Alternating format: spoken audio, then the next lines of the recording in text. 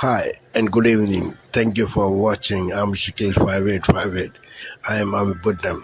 Now the latest headlines from world channels and news agencies.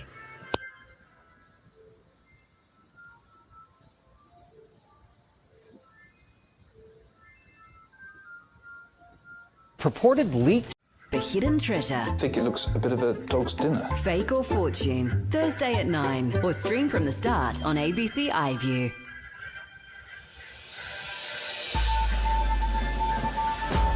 Today, no common ground. Labor dismisses the coalition's $330 billion plan to go nuclear.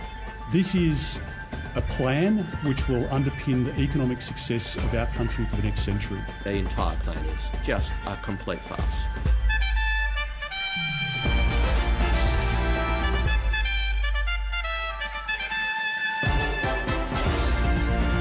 Calls for federal support as violence escalates in Alice Springs. Hundreds of Qantas workers walk off the job on one of the busiest travel days of the year. And unlocking the secrets of ancient DNA. Scientists study 50,000 years of human evolution.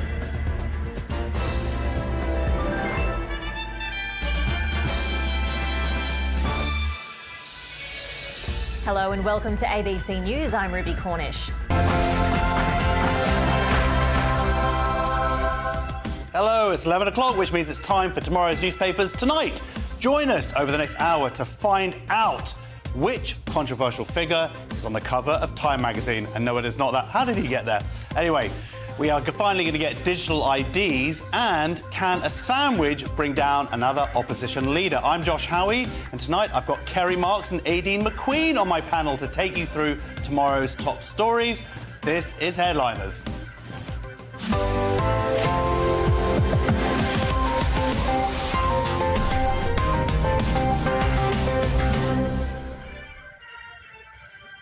But before Friday's news, let's go to tonight's headlines with Will Hollis.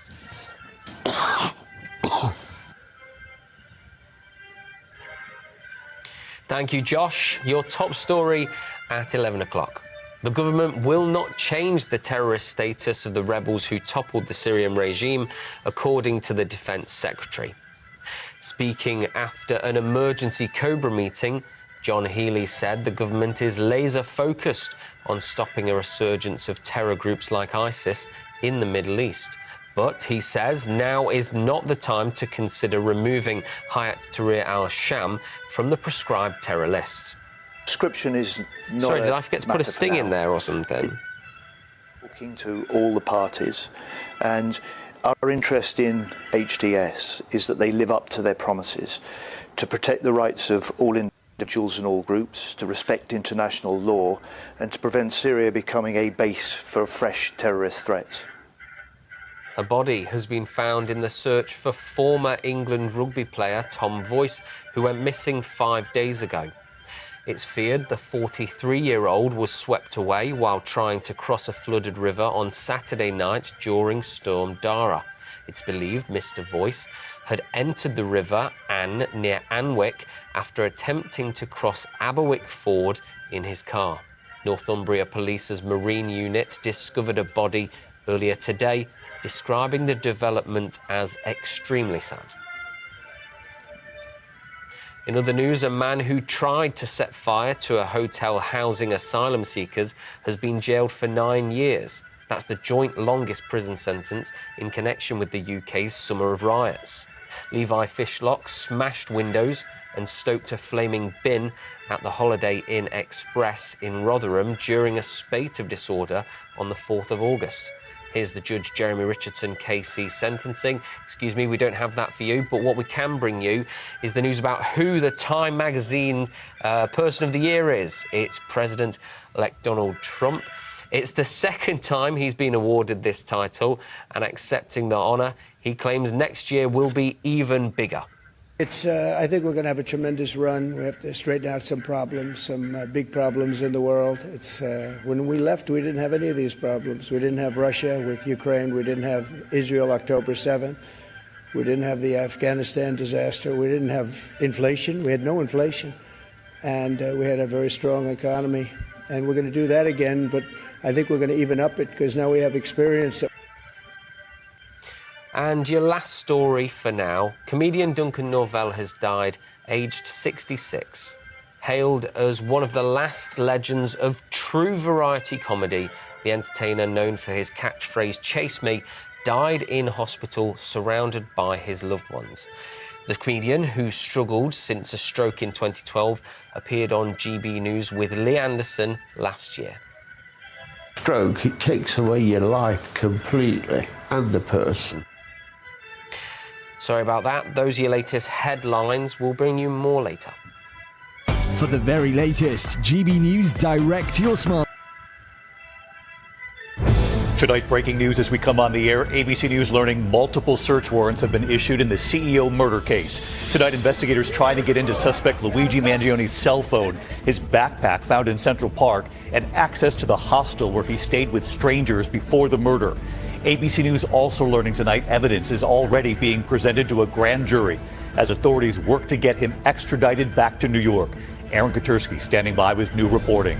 Also breaking as we come on the air, the major storm slamming multiple states yet again. The Great Lakes into the Northeast. Whiteout conditions, traffic at a standstill on I-90. Multiple cars off the roads and wind chills below zero. Ginger Z is here.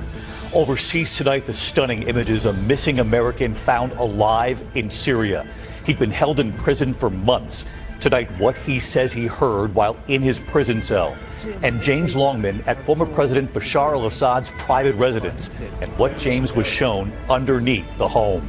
Tonight, the new and urgent concern over those mystery drones over the Northeast. The White House says they do not know who's behind this. Lawmakers and authorities telling the White House the response is not enough. One saying, come to New Jersey to see this. President-elect Donald Trump named Times Person of the Year. Trump ringing the opening bell at the New York Stock Exchange. And what the president-elect is now saying about whether he'll be able to lower prices. What he says in that Time magazine interview. And tonight, the president-elect inviting China's President Xi to his inauguration. So will he come? In New York City, thousands of subway passengers stranded for hours, trapped in the subway. They had to crawl out and into tunnels to get back above ground. And now we know what caused this. Tonight, an American zoo with multiple animals coming down with bird flu. A number of the animals have died, and what we've learned. And tonight, our great Made in America Christmas is back.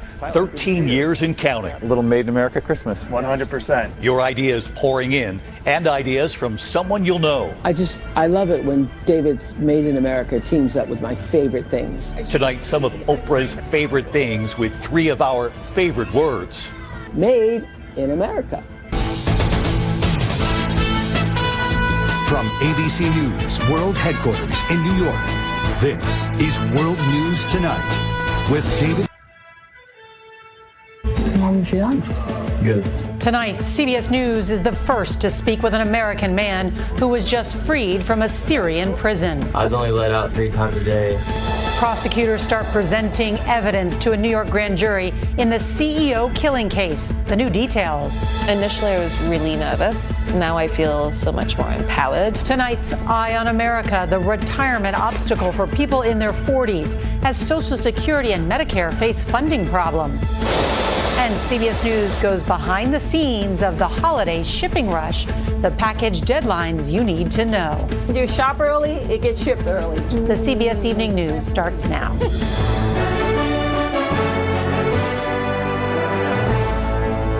Good evening. Tonight, the new details in the murder of the United Healthcare CEO and how the suspect fled from New York City.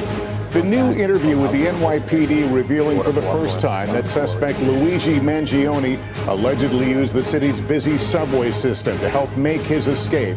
Where he went from there and the ATMs they say he was using along the way for cash. Our new reporting just ahead. Also tonight, the Arctic cold blast sweeping across the eastern half of the U.S.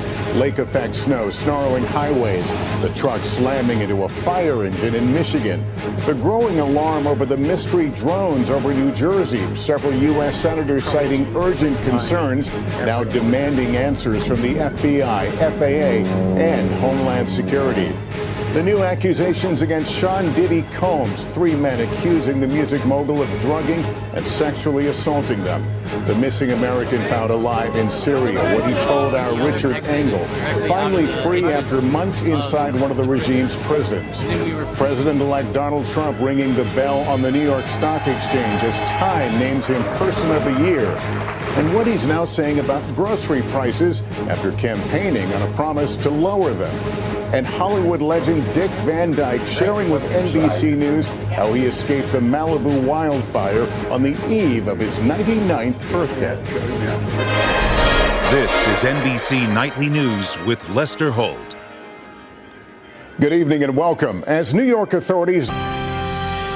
Good evening, I'm Amna Nawaz. And I'm Jeff Bennett. On the News Hour tonight, President Biden makes history by commuting over 1,000 sentences and issuing dozens of pardons for nonviolent drug offenders. Daily life returns to Syria, where its new leaders must now figure out how to build a functioning government for the entire nation. And one Colorado community thrown into the political spotlight prepares for mass deportations under the incoming Trump administration. If in case I'm unable to be with my children, who will be in charge for them? You know, deportations leave a lasting impact on our community.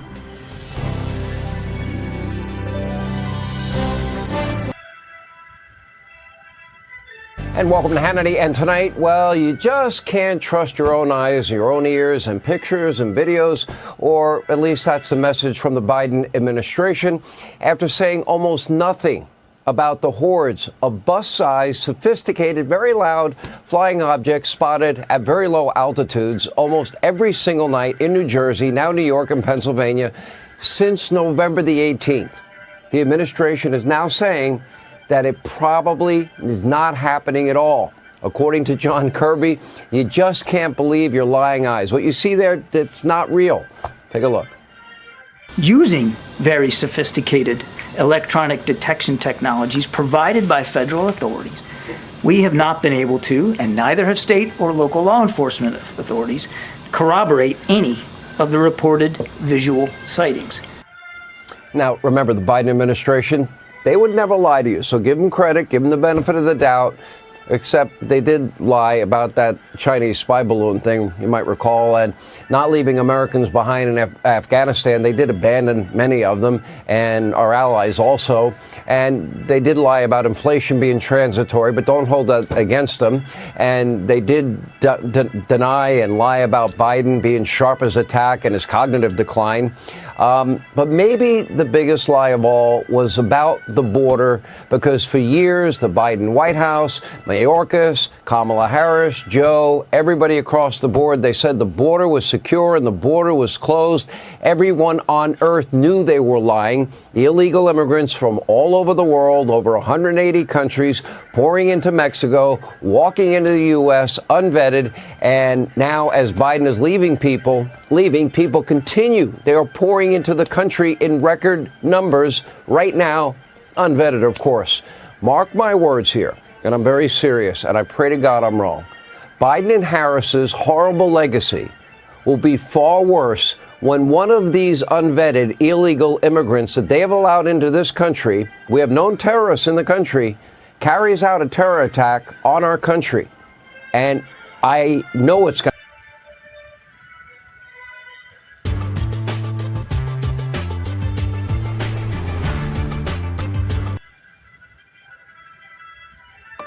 Tonight, Doug Ford's threat to cut off the power to the U.S. makes it to Donald Trump. Well, that's okay if he does that. That's fine.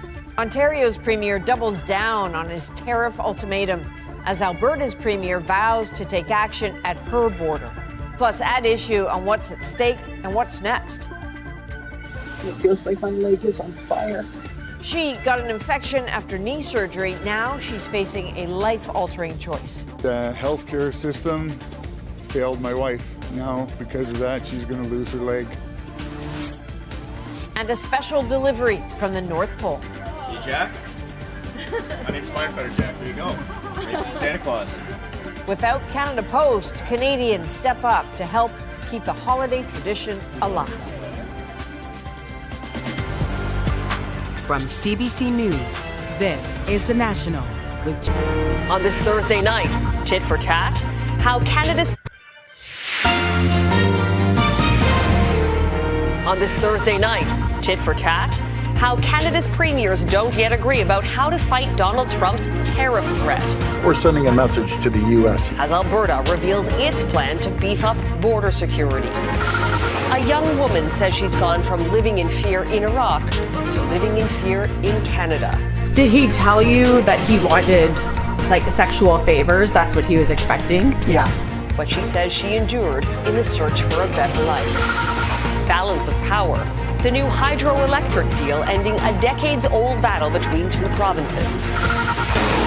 And the sky-high mystery creating a huge buzz. Why are we putting up with this? We have no idea who's doing it. Who's flying giant drones over New Jersey?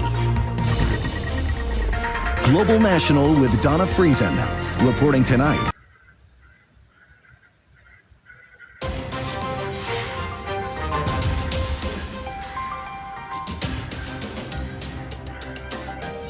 We need to be ready to fight. This fight is coming, depending on how far this goes. We will go to the extent of cutting off their energy. Nothing is off the table for British Columbia as part of a unified Canadian effort to respond to these unjustified tariffs. The best choice right now for Mr. Trudeau is to table a plan with money. I prefer that than starting a war and stopping sending energy to United States. Well, let me be clear from the Alberta perspective. Under no circumstances will Alberta agree to cut off oil and gas exports. 4 different premiers and 4 very different takes on how to respond to the tariff threat. Now, Donald Trump has threatened to slap a 25% blanket tariff on all Canadian imports. So can Canada avoid those tariffs? And should we clap back by cutting off oil, gas, and electricity exports south of the border? Our front bench is back. Christy Clark, Gary Marr, and Gary Dewar. Christy, Stephen Lecce said that Premier Ford is just preparing, but was what he said going too far? I thought your interview with Stephen Lecce was really good. I thought he did a really good job of explaining what's going on. I think the issue for me is this comparison between Alberta not saying they don't want to cut off exports with Ontario saying they potentially would. And of course, the difference is very material. Ontario has the most diversified economy in the country. Ontario Power Corporation is 100% owned by the province of Ontario. It's not a private sector organization. And so when Doug Ford says he could find a way to potentially do that, there's a lot less potential damage to the Ontario economy. In Alberta, it's a completely different situation. You're talking about private sector businesses whose access to the market would be cut off.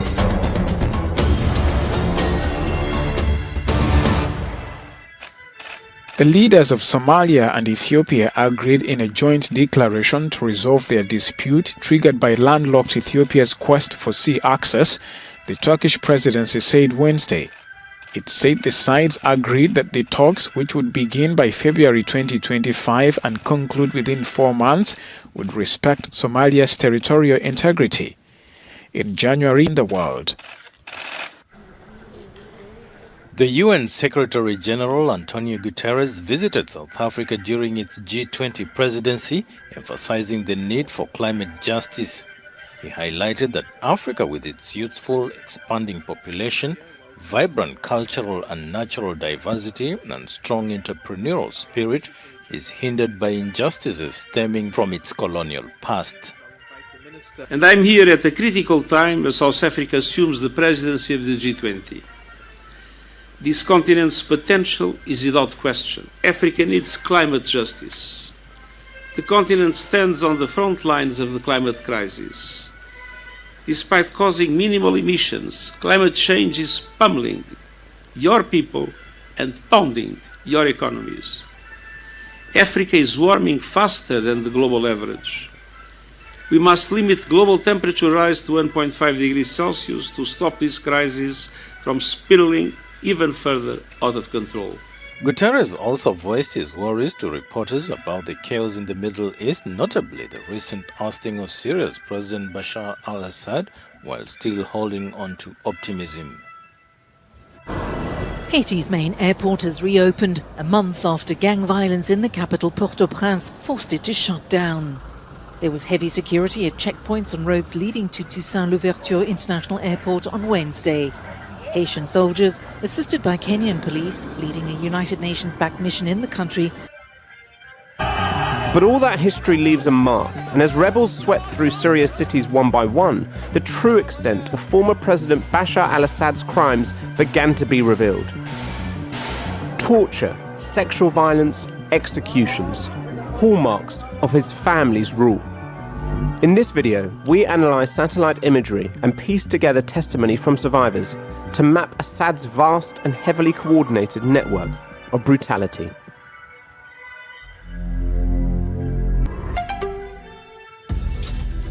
This is DW News, live from Berlin. Jubilation as Syrians mark the fall of President Bashar al-Assad.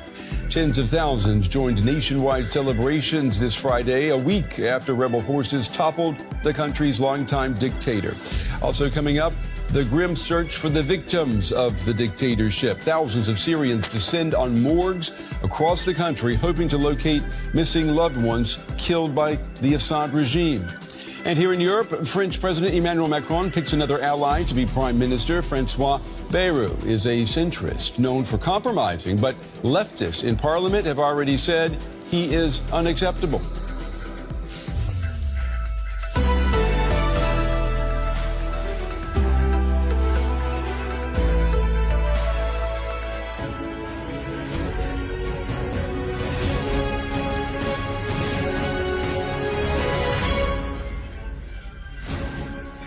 It's 5 o'clock. This is the News Hour. I'm Jonathan Samuels. The headlines. We are in the mosque and I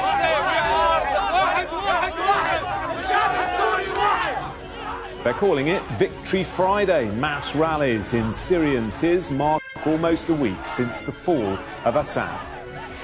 China denounces what it calls made-up spy stories after a man described as a close confidant of Prince Andrew is barred from the UK. A disappointed Chancellor vows to stay the course after the economy shrinks for a second month running. We hope that those numbers will start to improve because of the policies that we're pursuing in the months ahead. A coroner concludes that former British paratrooper Daniel Burke was unlawfully killed in Ukraine by someone who claimed to be his friend.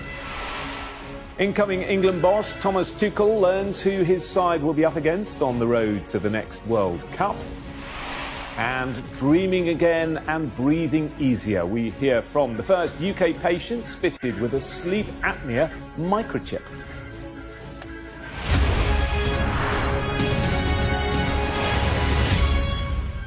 Hello, a very good evening. Thanks for being with us. And we begin in Syria.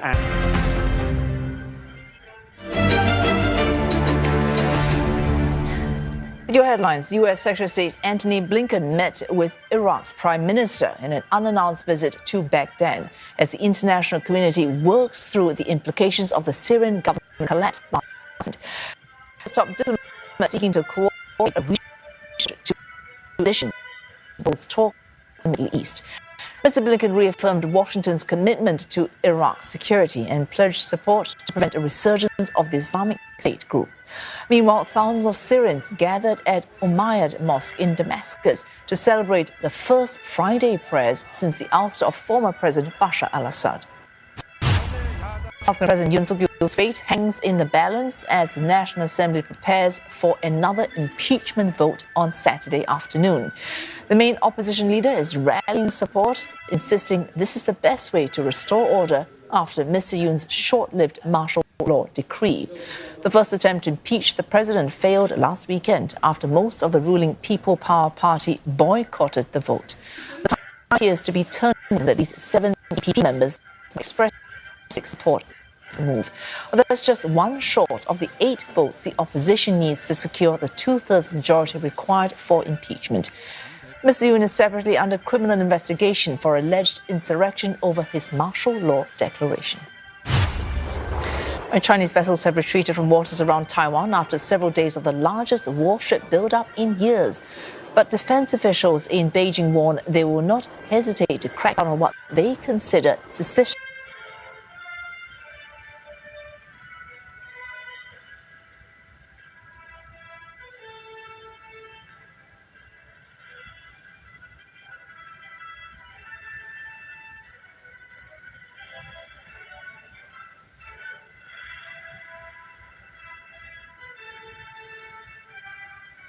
Thank you for sparing your precious time. This is Amir Shakil. Have a good life. Bye-bye.